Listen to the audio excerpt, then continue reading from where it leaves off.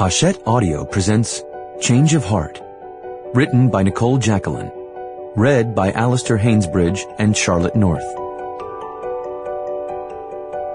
To my sister and brother-in-law, who are the reason this story was written, you prove every day that being a parent has little to do with genetics and everything to do with love.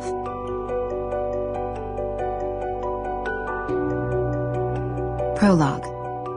Anita, 16 years old. People always hid the good shit in their bedrooms.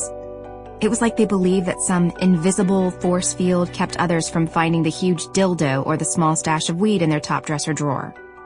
Wrong.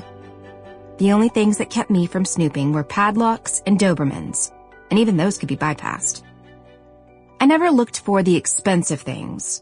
Most of the foster homes I lived in didn't have expensive things, and even if they did, I had no use for them. What was I going to do? Try and pawn stolen jewelry? I wasn't that stupid. I also wasn't planning on living on the streets. I'd tried that once. A 14-year-old girl who was a little over 5 feet tall and less than 100 pounds didn't have a chance living out there without getting the shit kicked out of her by other homeless people who were bigger, stronger, and had been doing it a lot longer than she had. I didn't even want to remember the others, the ones who'd been a little too nice to me. No, I'd stay in foster care. For the most part, the families I'd lived with weren't so bad.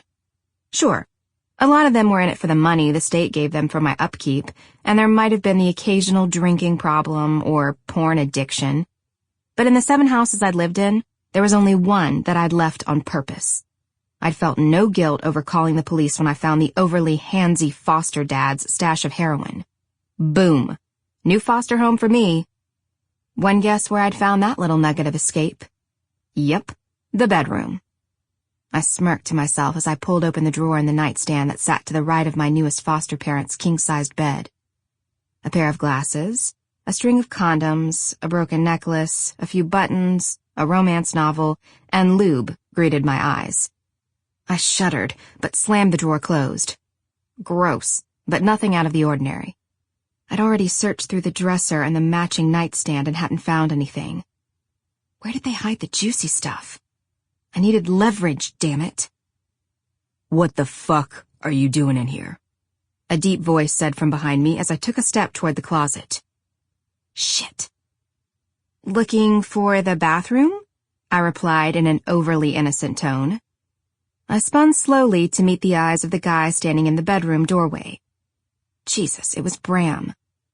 It was just Sample complete. Ready to continue?